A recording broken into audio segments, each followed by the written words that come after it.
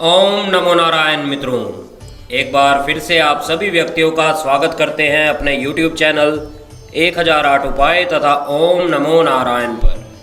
मित्रों, आज की इस वीडियो के माध्यम से आपको बताया जाएगा कि शरद पूर्णिमा की खीर आपने किस प्रकार से तैयार करनी है और किस प्रकार से उसका सेवन करना है। बहुत से लोग हमारे द्वारा यह जानना चाहते थे कि शरद पूर्णिमा की खीर किस प्रकार से तैयार की जाती है, क्या उसकी विशेष विधि होती है और उस दिन क्या करना चाहिए और क्या नहीं करना चाहिए और कैसे उसका सेवन करना चाहिए। यह जानकारी आज हम आपको देने जा रहे हैं।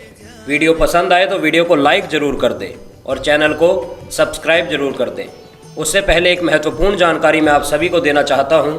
हमारे द्वारा दीपावली पर विशेष छूट दी जा रही है 20% की।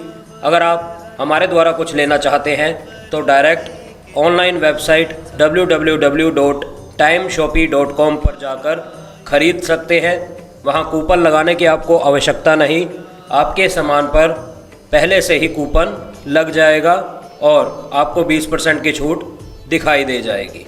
तो चलिए शुरू करते हैं आज की इस वीडियो को। मित्रों, दशहरे से शरद पूर्णिमा तक चंद्रमा की चांदनी में विशेष हितकारी किरणें होती हैं और इनमें विशेष रस होता है, एक अमृत होता है। मित्रों, इन दिनों में चंद्रमा की चांदनी का लाभ लेने से वर्ष भर मानसिक और शारीरिक रूप से स्वास्थ्य अच्छा रहता है और प्रसन्नता और सकारात्मकता भी बनी रहती है। इस बार शरद पूर्णिमा 30 अक्टूबर को मनाई जाएगी। इस रात कुछ खास बातों का भी ध्यान रखना चाहिए, जिससे खीर को दिव्य औषधि बनाना जा सकता है और इस खीर की विशेष तरह से खाने पर इसका फ़ायदा भी मिलता है। तो अब जानते हैं खीर बनाने की विधि के बारे में। मित्रों, शरद पूर्णिमा पर बनाई जाने वाली खीर मात्र एक व्यंजन नहीं होती है। ग्रंथों के अनुसार ये एक दिव्य औषधि है। इस खीर को गाय के दूध और गंगा जल के साथ ही अन्य पूर्ण सात्विक चीज़ों के साथ बनाना चाहिए। अगर संभव हो तो ये खीर चांदी के बर्तन में बनाएं। अगर संभव ना हो तो खीर में एक चांदी का टुकड़ा भी आप डाल सकते हैं। इसे गाय के दूध में चावल डालकर ही बनाएं और ग्रंथों में चावल को हविष्य अन्न यानी देवताओं का भोजन माना जाता है। महालक्ष्मी भी चावल से प्रसन्न होती है। इसके साथ ही केसर, गाय का घी और अन्य तरह के सूखे मेवों का उपयोग भी इस खीर में करना चाहिए। संभव हो तो इसे चंद्रमा की रोशनी में ही बनाना चाहिए। अब जानते हैं इसका महत्व। चंद्रमा मन और जल का कारक ग्रह माना गया है। चंद्रमा की घटती और बढ़ती अवस्था में ही मानसिक और शारीरिक उतार चढ़ाव आते हैं। अमावस्या और पूर्णिमा को चंद्रमा के विशेष प्रभाव से समुद्र से ज्वार भाटा आता है। जब चंद्रमा इतने बड़े दिगंबर समुद्र में उथल पुथल कर सकता है तो हमारे शरीर के जलीय अंश, सप्त धातुएं और सप्त रंग पर भी चंद्रमा का विशेष सकारात्मक प्रभाव पड़ता है। खीर बनाने की विधि आप सभी व्यक्ति जानते हैं। इसमें आपने चंद्रमा की रोशनी के सामने ही खीर बनानी है। अपनी छत पर बना सकते हैं या किसी खुले स्थान पर बना सकते हैं जहां चंद्रमा की विशेष रोशनी पड़े। और ऊपर से आपने बर्तन नहीं ढकना। कोई जालीदार बर्तन आप ढक सकते हैं ताकि कोई कीड़ा पतंगा उसमें ना आ पाए, लेकिन पूरी रूप से एक प्लेट जो होती है वो नहीं ढकनी आपने। कोई जालीदार बर्तन या फिर जालीदार चुन्नी आप ढक सकते हैं। इसमें आपने विशेषकर गाय का घी और गाय के दूध का ही इस्तेमाल करना है। केसर अवश्य डालनी है और एक चांदी का टुकड़ा आपने इसमें अवश्य डालना है। मित्रों, इस खीर को खाने की विधि इस प्रकार है कि शरद पूर्णिमा पर अश्वनी कुमारों के साथ यानी अश्वनी नक्षत्र में चंद्रमा पूर्ण 16 कलाओं से युक्त होता है और चंद्रमा की ऐसी स्थिति साल में सिर्फ एक बार ही बनती है। और वहीं ग्रंथों के अनुसार अश्वनी कुमार देवताओं के वैद्य हैं। इस रात चंद्रमा के साथ अश्वनी कुमारों को भी खीर का भोग लगाना चाहिए। चंद्रमा की चांदनी में खीर रखना चाहिए और अश्वनी कुमारों से प्रार्थना करनी चाहिए कि हमारी इंद्रियों का बल ओज बढ़ाएं। जो भी इंद्रियां शिथिल हो गई हैं उनको पुष्ट करें।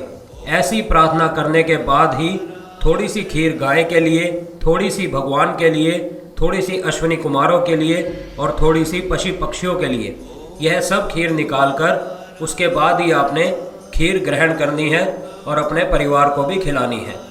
अब जानते हैं मित्रों कि शरद पूर्णिमा पर क्या करना चाहिए और क्या नहीं करना चाहिए। शरद पूर्णिमा की रात में सुई में धागा पिरोने का अभ्यास करने की परंपरा है। इसके पीछे कारण यह है कि सुई में धागा डालने की कोशिश में चंद्रमा की ओर एक तक देखना चाहिए, जिससे चंद्रमा की सीधी रोशनी आंखों में पड़ती है। इससे नेत्र ज्योति बढ़ती है। अगर आपको चश्मा लगा हुआ है या आपकी आंखें कमजोर है तो चंद्रमा को देखते हुए उसके आगे सुई रखें और उसमें धागा डालने की कोशिश करें। और शरद पूर्णिमा पर चंद्रमा को अर्घ्य देने से अस्थमा या दमा रोगियों की तकलीफ कम हो जाती है। शरद पूर्णिमा के चंद्रमा की चांदनी गर्भवती महिलाओं की नाभि पर पड़े तो गर्भ पुष्ट हो जाता है। शरद पूर्णिमा की चांदनी का महत्व ज़्यादा है मित्रों। इस रात चंद्रमा की रोशनी में चांदी के बर्तन में खीर का सेवन करने से हर तरह की शारीरिक परेशानी दूर हो जाती है। अगर आप जिस बर्तन में सेवन कर रहे हैं खीर का वो चांदी का नहीं है तो चांदी का एक टुकड़ा उसमें अवश्य डाल के सेवन करें। इन दिनों में काम वासना से बचने की कोशिश करनी चाहिए। उपवास, व्रत और सत्संग करने से तन संतुष्ट होता है और मन प्रसन्न और बुद्धि प्रखर होती है। मित्रों, शरद पूर्णिमा की रात में तामसिक भोजन और हर तरह के नशे से बचना चाहिए। चंद्रमा मन का स्वामी होता है, इसलिए नशा करने से नकारात्मकता और निराशा बढ़ जाती है, जिससे कि आपको कारोबार में दिक्कत आ सकती है, आपकी धन प्राप्ति में दिक्कत आ सकती है और अन्य रोगों से आप घिर सकते हैं। तो इस प्रकार से आपने विशेष ध्यान रखना है कि चंद्रमा की चांदनी में ही खीर बनानी है और उसमें एक चांदी का टुकड़ा और केसर अवश्य डालनी है। और खीर बनाते समय आपने ऊपर से बर्तन नहीं ढकना, किसी जालीदार चीज़ से ढक सकते हैं ताकि उसमें कीड़ा पतंगा ना आए और चंद्रमा की रोशनी पूर्ण रूप से उस खीर पर पड़े। और सारी रात उस खीर को पड़े रहने दें। सुबह ब्रह्म मुहूर्त में उसको हटाएं और ब्रह्म मुहूर्त में हटाकर आप उसका भोग निकालकर सेवन कर सकते हैं। और जिस बर्तन में आप सेवन करेंगे उसमें भी हल्का सा चांदी का टुकड़ा अवश्य डालें ताकि आपकी खीर में जो अमृत है वह पूर्ण रूप से आपके भीतर जा सके। तो मित्रों, कुछ लोग चांदी का टुकड़ा डालना भूल जाते हैं या कुछ लोग ये नहीं जानते कि उस खीर को कब हटाना है और कब नहीं। बहुत से लोग ये गलती कर बैठते हैं कि रात में खीर को रख देते हैं और सुबह जब आँख खुली तब हटाते हैं। ऐसा नहीं करना मित्रों। उसको ब्रह्म मुहूर्त में ही हटाकर उसका भोग प्रसाद निकालकर अश्विनी कुमारों से प्रार्थना करके कि इस खीर में इतनी दिव्य शक्ति भरें, इतना अमृत भरें कि हमारे शरीर का कोई भी रोग है तो वह दूर हो सके। और रात्रि में आपने सुई में धागा पिरोने का कार्य अवश्य करना है अगर आपको चश्मा लगा हुआ है, अगर आपकी आंखें कमज़ोर है तो। और जो व्यक्ति दमे या रोगों से पीड़ित है, जिसको सांस की दिक्कत है, वह चंद्रमा को अर्घ्य अवश्य दे।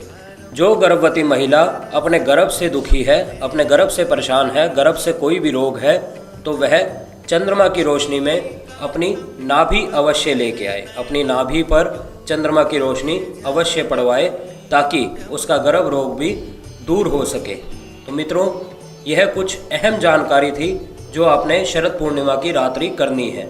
और अगर आप शरद पूर्णिमा से संबंधित कोई भी टोटका जानना चाहते हैं, महालक्ष्मी का उपाय जानना चाहते हैं, तो वह भी हमने विशेषकर एक वीडियो बनाई है। वह वीडियो देखकर आप खुद जान सकते हैं कि किस प्रकार से आप शरद पूर्णिमा पर धन लक्ष्मी का आगमन कर सकते हैं ताकि सारा साल आपको उससे कोई भी परेशानी ना आए।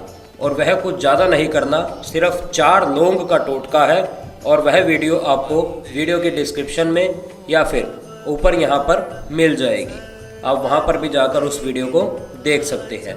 और अगर हमारे द्वारा दीपावली पर कोई भी सामग्री सिद्ध करवाना चाहते हैं तो मात्र 501 रुपये देकर आप उसकी बुकिंग करवा सकते हैं ताकि दीपावली की रात्रि आपके नाम से आपकी विशेष सामग्री हम सिद्ध करें और आप तक पहुंचाने का प्रयास करें।